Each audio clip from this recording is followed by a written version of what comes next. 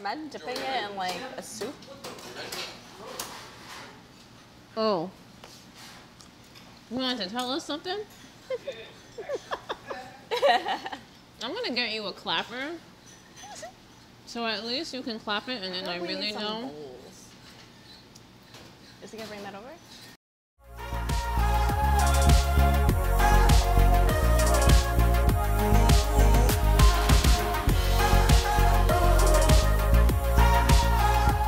I wanted us to get together because, I mean, yeah, duh, I always have a great time with you. As we do these things, I just really want people to meet a lot of my dope friends, but also dope women within this industry. I always love that when we get together, it's just always a different part of Chinatown. That's true. We like always hung out in Chinatown. Yeah. And then we go around, we just don't, and it's always surrounded by food. Like, ooh. Oh, where's that? Thank you. Okay. Ooh, all this glorious food, which is what? So I have the shrimp wonton with noodles. You have, no, I have the shrimp dumpling. Shrimp dumplings, You have wonton. wonton. I think the difference now, I get it. Yours has like more than, yours has like shrimp and mushroom inside, and mine's just shrimp. Got it. And then we have the barbecue pork. That's good. And we have this crispy bread. Yeah, crispy bread. Nice. It's like typical Hong Kong breakfast, which sounds absurd, but also delicious. No, and my parents sometimes will have like curry and roti for breakfast. That sounds good. Rice I've heard the sometimes roti if thing you a lot, don't. and this So sounds amazing. all of this, I don't judge at all. So you've been working at Footlocker for 3 years now. What exactly is it that you do there? How did you get in Footlocker? Sure. You know, because I do know one time we were talking and you astounded me by saying you actually were in finance. Yes. So how did you transfer from finance to Footlocker in that amount of time? Yeah, so I worked in finance right outside of college, and I interned there as well. And I've always been passionate about sports, sneakers, streetwear, but that was always like a hobby to me. I never considered it as a career. I never explored it. Right. I guess finance at that time was very stable. It was safe. It looked great on my resume. It made my family happy. Exactly. And after 2 years, I just couldn't do it anymore. And sneaker culture got more and more significant and prominent in New York. Eventually, there was a marketing opportunity at Footlocker, and I went for it. And yeah, it went well. I think they really appreciated that I had a diverse background. Right. And that I wasn't just a sneakerhead on the streets. Exactly. Because you're able to obviously articulate and better storytell to their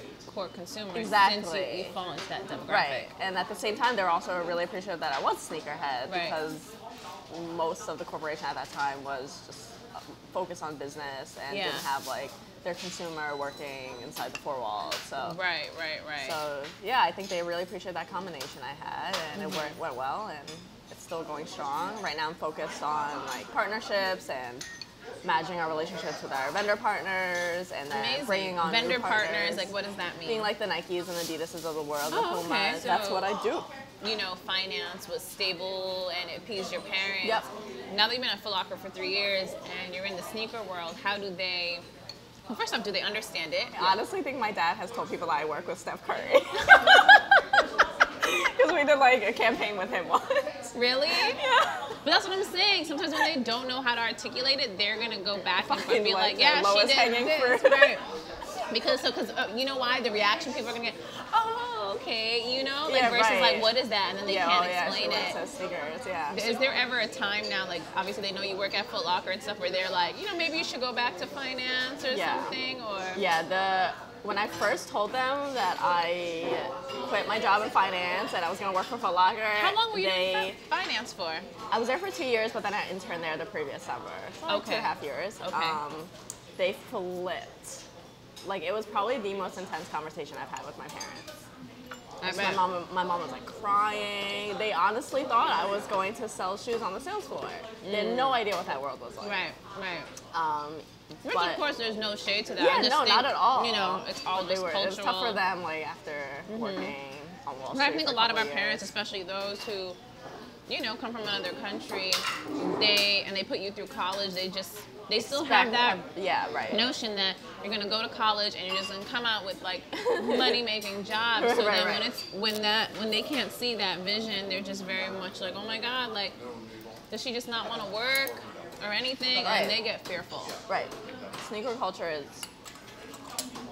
like, really prevalent in Asian culture, like Japanese fashion and like Shanghai and Hong Kong. Right. So they kind of understand my passion for it, but as a career, they were like freaked out. But now they kind of understand it more. Being as we're both women, you know, within these internal companies, I know I do, but do you feel like you have a sense of responsibility, but also do you want to, you know, help change the narrative of how women are represented? Yeah, for sure. I feel like that's one of the main reasons why I transitioned into the sneaker industry, so that I could actually make an impact. Being the consumer for so long, and being a female consumer in this male-dominated community for so long, I felt like I needed to be in a position where I could actually take action. My main goal is to encourage younger females to feel empowered and to make them feel comfortable in this male-dominated industry. So for sure. Because it is male-dominated, there's probably a lot of women and young women out there who really want to change, but maybe it might be a little fearful to it. I feel like we are progressing. You know, Alili May did that campaign with Nike, dropped her own sneaker, which I really like the storytelling because I like that they brought it back to where she's from. It wasn't just like a beautiful woman who came out with a pair of sneakers. You know, it was, they have this whole story behind it that they shared, you know, where she's from in LA. I also liked, to your point, that it wasn't pink. What makes you frustrated with how women are currently being represented? A lot of times females might be like overly sexualized or degraded in certain sneaker campaigns, and I'm like all for women doing their thing, but I feel like big brands like the Yeezy campaign. Yo, everyone was nude in that Yeezy campaign. And they were like on top of each other. Yeah. It was like nuts. Thinking like people like, no shade to her, Adrienne Ho, people similar to her, I'm just thinking of her because she has such a big following. Yeah, like we love Adrienne Ho. She sticks out in my head, but people like who try to be like Adrienne Ho feel like they need to like post pictures nude with some sneakers on or like a Supreme shirt with nothing underneath it. Right, so essentially it's, you know, like sneaker porn. It's like, and is it really catering to women? I don't want women to feel like that's what they need to post to be taken seriously in the sneaker world. Exactly. Like you can be cozy, you can be in a big t-shirt, and there are women who are doing it, and there are women who are, you know, showing it, especially on social media. And we spoke about this before, how we really feel like social media, that's one of the benefits, is that, you know, it helped us create this community, whereas you might have just thought you were the only person who liked this. I think it made a lot of women more comfortable. Right. And we do, I think it's safe to say, you do see that. There's a lot more women now wearing sneakers than they would have before, especially the places like the office. Maybe even dressing it up a bit, which I think is super dope. I feel like now with more women in the community, in the past, lots of men, I feel like women needed to do that to have men look at them, ironically take them seriously. The bigger statement is that it's allowing women to be more comfortable. And proving the point that you don't have to be this overly sexualized woman. So out of your collection, what would you say are your favorite pairs? The top three would definitely be Off-White Prestos, the first ones that came out. Waverunners are like one of my favorite shoes. I'm so salty about the Waverunners. I'm so salty about them too. Okay, let me tell you why I'm salty. Why are you salty? When I first saw those on Kanye, I was like, those are beautiful. I need them. Okay. So when they pre-released on Yeezy Supply, of course I copped. Super easy. Everyone thought they were hideous. I've never tried Yeezy Supply. I mean, I follow them, but I've never. Everyone thought they were hideous. I think I copped them like an hour after they announced it. Nobody wanted them because everyone thought they were like chunky orthopedic shoes. By the time people started wearing them, everyone's like, oh, those are really dope. And I'm like, now everyone's going hard for them. Adidas decides to drop them like 5 more times because everyone wants them. And I'm Mr. Restyle. How do you like to style your kicks? So I love trousers. I love culottes. I love like wide leg pants, like joggers, cargos, satin pants. So I love like pairing my kicks with something a little more sophisticated. All right, so this is the rapid fire round. What's your unpopular take? Mine is I don't like the UNC colorway. And that's good. People are probably but I don't have beef with UNC. I agree. I just don't like I have beef with fuck UNC. So what's your unpopular take? My unpopular take is that any Fear of God Vans that ever came out are all trash. Wow. They're awful, and they were going for like $1,000 at one point. Yeah, you're gonna make some people really angry right now. If there was one sneaker model you could get rid of completely, what would it be? Low Jordan 1s. Yeah. No offense. Yo, 11s. I feel really bad. 11s are really bad. Like, who keeps approving them? I'm okay with the 11 lows. I'm not okay with the 1 low. You're at Footlocker. You've been there for 3 years. You're helping change the narrative of how women are marketed to and how they're portrayed. What's next for you on the horizon?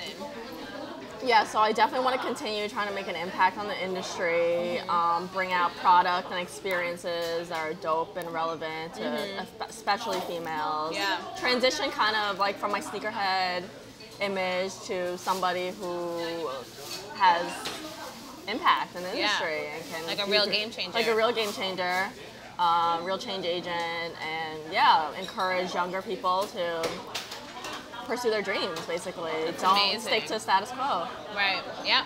And I think we need more of that. And I think as the conversation continues, you know, just keeps us not only saying it, but doing it, we'll be able to change the landscape. Right. Also, I know you're a foodie at heart, hence why we're here. Yeah. What would your last meal on earth be? Your death row meal? This is my all-time favorite question. And you're prepped I for think about this all the time. Okay, so my appetizer would be appetizer. Yeah, I'm getting this is death row meal. Not an entree, a meal.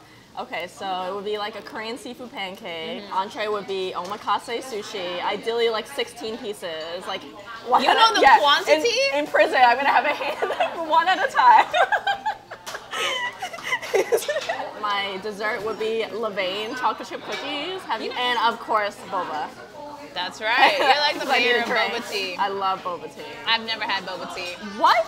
Yeah. I literally have it every day. Maybe we need to go after this. Yeah, boba tea. Yeah, let's go.